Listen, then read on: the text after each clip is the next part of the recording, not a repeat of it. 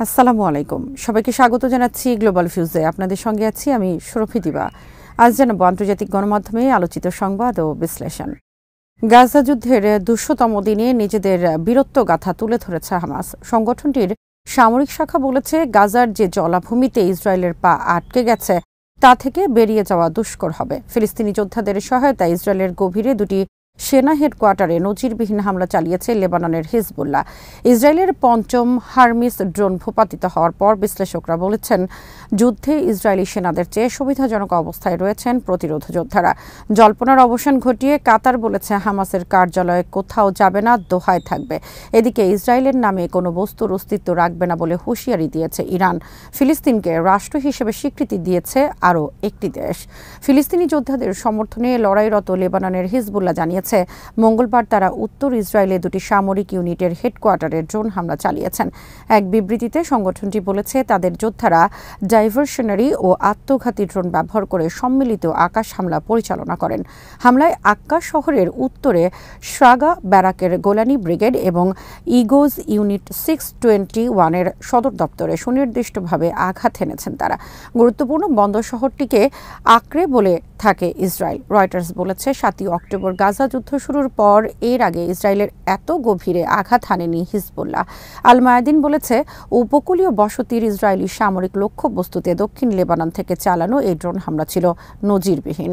Israeli মিডিয়ায় বলা হয়, ড্রোন অনুপ্রবেশের পর আপার আল জলিলে সাইরেন বাজতে থাকে এবং নাহারিয়ার আকাশে সন্দেহজনক লক্ষ্যবস্তুতে ইন্টারসেপশন মিসাইল ছোড়া হয়।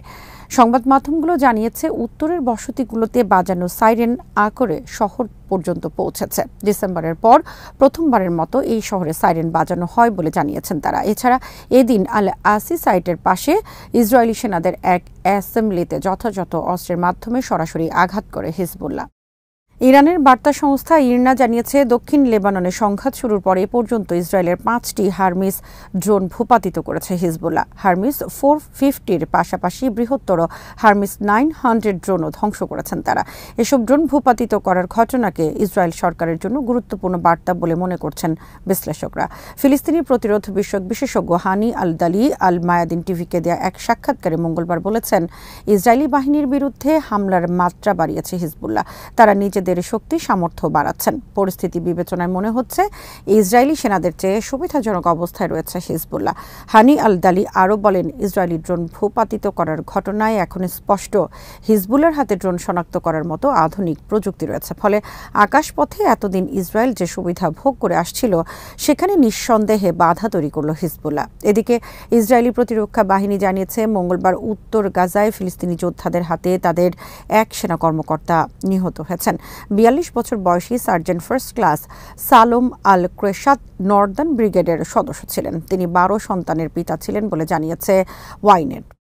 গাজা যুদ্ধের ২০০তম দিনে হামাসের সামরিক শাখার মুখপাত্র আবু উবাইদা বলেছেন, গাজায় হামাসের সব ব্যাটালিয়ন ধ্বংস করে ফেলার যে দাবি নেতানিয়াহু করেছেন, তা ডাহা মিথ্যা ছাড়া আর কিছুই নয়। প্রায় ১.৫ মাসের নীরবতা ভেঙে মঙ্গলবার রাতে দেয়া এক অডিও বার্তায় তিনি বলেন, এই ২০০ দিনে দখলদার সেনারা গণহত্যা ও ধ্বংসযজ্ঞ চালানো ছাড়া অন্য কোনো লক্ষ্য অর্জন করতে পারেনি। আল কাসাম ব্রিগেডসের এই মুখপাত্র বলেন, অপরাধী ইসরায়েল নিজের ভাবমূর্তি পুনরুদ্ধারের চেষ্টায় মরিয়া হয়ে উঠলেও দিন দিন তার জন্য আরও বেশি অপমান অপেক্ষা করছে।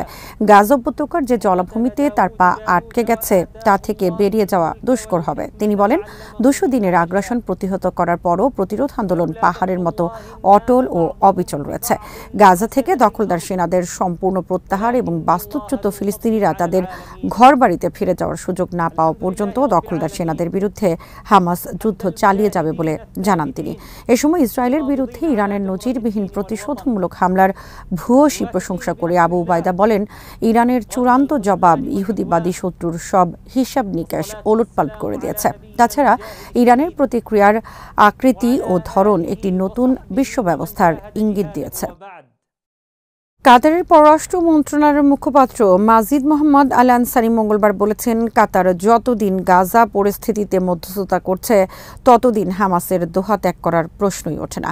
তিনি বলেন, হামাস নেতারা দোহায় অবস্থান করছেন এবং তাদের কাতার ত্যাগ করা ও ফিরে আসার উপর কোনো বিধিনিষেধ আরোপ করা হয়নি। এদিকে হামাসের রাজনৈতিক দপ্তর কাতার থেকে অন্য কোনো দেশে সরিয়ে নেওয়া হচ্ছে বলে পশ্চিমা গণমাধ্যম যে গুজব ছড়িয়েছে তা প্রত্যাখ্যান করেছে হামাস। লেবাননের সংগঠনটি গণমাধ্যম বিষয়ক মুখপাত্র ওয়ালিদ আল কিলানি বলেছেন, হামাসের শীর্ষ নেতারা কাতারে অবস্থান করছেন এবং দেশটি ত্যাগ করার কোনো পরিকল্পনা তাদের নেই। মার্কিন দৈনিক ওয়াল স্ট্রিট জার্নাল শনিবার এক প্রতিবেদনে দাবি করে, দোহা থেকে নিজেদের রাজনৈতিক দপ্তর সরিয়ে নেওয়ার জন্য হামাস অন্তত দুটি দেশের সঙ্গে আলোচনা করেছে। কথিত কূটনৈতিক সূত্রের বরাত দিয়ে দৈনিকটি জানায়, ইসরায়েলের সঙ্গে যুদ্ধবিরতির আলোচনায় হামাসকে নমনীয় হওয়ার জন্য কাতার ও মিশর চাপ সৃষ্টি করার পর সংগঠনটি দোহা ত্যাগ করার সিদ্ধান্ত নিয়েছে। ওয়াল স্ট্রিট জার্নাল দাবি করে, হামাস যদি কাতার ত্যাগ করে তাহলে গাজায় যুদ্ধবিরতি প্রতিষ্ঠা কিংবা হামাসের হাতে আটক ইসরায়েলি পণবন্দীদের মুক্তির আলোচনা ভেঙে যেতে পারে। গাজা ভিত্তিক প্রতিরোধ আন্দোলন হামাসের রাজনৈতিক দপ্তর দোহায় অবস্থিত। সংগঠনটির পলিট ব্যুরো প্রধান ও সাবেক প্রধানমন্ত্রী ইসমাইল হানিয়া এবং হামাসের পররাষ্ট্র বিষয়ক প্রধান ও সাবেক পলিট ব্যুরো নেতা খালেদ মিশাল সহ আরও কয়েকজন কর্মকর্তা দোহায় অবস্থান করছেন। টিআরটি ওয়ার্ল্ডের খবরে বলা হয়, ইরানি ভূখণ্ডের উপর হামলা হলে পরিণতি ভয়াবহ হবে বলে হুঁশিয়ারি দিয়েছেন ইরানের প্রেসিডেন্ট ইব্রাহিম রাইসি। তিনি বলেছেন, হামলা হলে ইসরায়েলকে নিশ্চিহ্ন করে দেওয়া হবে, ইসরায়েল নামে আর কিছুই থাকবে না। মঙ্গলবার পাকিস্তান সফরের দ্বিতীয় দিনে পাঞ্জাব বিশ্ববিদ্যালয়ে এক অনুষ্ঠানে এমন হুঁশিয়ারি দিয়ে রাইসি বলেন, যদি ইসরায়েল আরেকবার ভুল করে এবং পবিত্র ইরানের সার্বভৌমত্ব লঙ্ঘন করে তাহলে পরিস্থিতি ভিন্ন হবে। ইরানি প্রেসিডেন্ট বলেন, ফিলিস্তিনের নিপীড়িত জনগণকে রক্ষার বিষয়ে ইরান ও পাকিস্তানের অভিন্ন দৃষ্টিভঙ্গি রয়েছে এবং তেহরান গর্বের সঙ্গে ফিলিস্তিনিদের রক্ষার জন্য লড়াই করে যাবে। ইরানের সশস্ত্র বাহিনীর chief of staff major general Mohammad Bagheri বলেছেন, ইসরায়েলের বিরুদ্ধে তার দেশ যে প্রতিশোধমূলক হামলা চালিয়েছে তার প্রভাব মধ্যপ্রাচ্য সহ সারা বিশ্বে পড়েছে। মঙ্গলবার তেহরানে এক অনুষ্ঠানে তিনি বলেন, ইসরায়েলের স্পর্শকাতর এলাকা এবং সামরিক ঘাঁটিগুলোতে শাস্তিমূলক ব্যবস্থা নেওয়ার পর এই অঞ্চলের পরিস্থিতি বদলে গেছে। হামলার প্রশংসা করে তিনি একে বিজয়ী অভিযান বলেও উল্লেখ করেন। জেনারেল বাকেরি বলেন, এই হামলা ইসরায়েলের বিরুদ্ধে তার দেশের জনগণের প্রবল ইচ্ছাশক্তিকে তুলে ধরেছে। জাতিসংঘের মানবাধিকার প্রধান ভলকার তুর্ক মঙ্গলবার বলেছেন, গাজার হাসপাতালে গণকবর শনাক্তের খবরে তিনি আতঙ্কিত। এ ঘটনায় আন্তর্জাতিক তদন্তকারীদের মাধ্যমে স্বাধীন ও স্বচ্ছ তদন্তের আহ্বান জানিয়েছেন তিনি। গাজার খান ইউনিসের নাসের মেডিকেল কমপ্লেক্স থেকে ইসরায়েলি সেনা প্রত্যাহারের পর শনিবার মেডিকেল প্রাঙ্গণে গণকবরের সন্ধান পাওয়া যায়।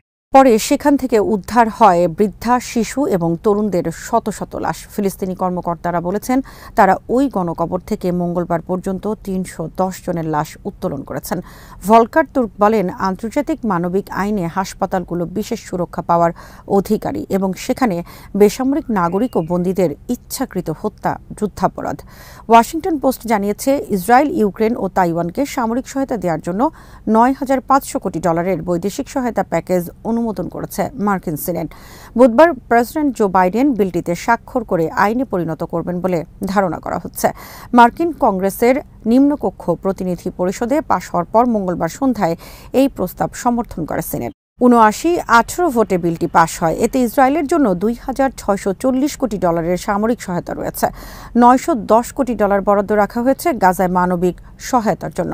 ইউক্রেনের জন্য রয়েছে $৬,১০০ কোটি সামরিক সহায়তা। তাছাড়া চীনকে মোকাবেলায় তাইওয়ান সহ এশিয়া প্রশান্ত মহাসাগরীয় অঞ্চলের মিত্রদের জন্য $৮১০ কোটি তহবিল বরাদ্দ রাখা হয়েছে। আগামী কয়েকদিনের মধ্যে এই সহায়তা সরবরাহ শুরু হতে পারে বলে জানিয়েছে পেন্টাগন। রয়টার্স জানিয়েছে, যুক্তরাষ্ট্রের বিভিন্ন বিশ্ববিদ্যালয়ে ইসরায়েল বিরোধী বিক্ষোভ ছড়িয়ে পড়ার পাশাপাশি মঙ্গলবার বিক্ষোভ হয়েছে ব্রুকলিন শহরেও। বিক্ষোভ ঠেকাতে গণগ্রেফতারের পথ বেছে নিয়েছে নিউ ইয়র্ক পুলিশ। রয়টার্স বলেছে, বিভিন্ন বিশ্ববিদ্যালয়ে চলমান বিক্ষোভে মুসলিমদের পাশাপাশি ইহুদি ধর্মাবলম্বী শিক্ষার্থীরাও ছিলেন। মঙ্গলবার তারা আন্তঃধর্মীয় প্রার্থনা ও সঙ্গীত পরিবেশনের মাধ্যমে গাজা যুদ্ধ বন্ধের দাবি জানান। ইসরায়েলের সঙ্গে সম্পর্ক ছিন্ন করতে বিশ্ববিদ্যালয় কর্তৃপক্ষের প্রতিও দাবি জানান তারা। ব্রুকলিনে বিশাল বিক্ষোভের কারণে শহরটিতে অচলাবস্থা তৈরি হয় বলে জানিয়েছে রয়টার্স। সেখান থেকে পুলিশ অনেককে গ্রেফতার করে। Council on American Islamic relations ভিন্ন মত দমনে পুলিশ ব্যবহারের সমালোচনা করে বলেছে, এতে মত প্রকাশের স্বাধীনতা ক্ষুণ্ণ হয়েছে।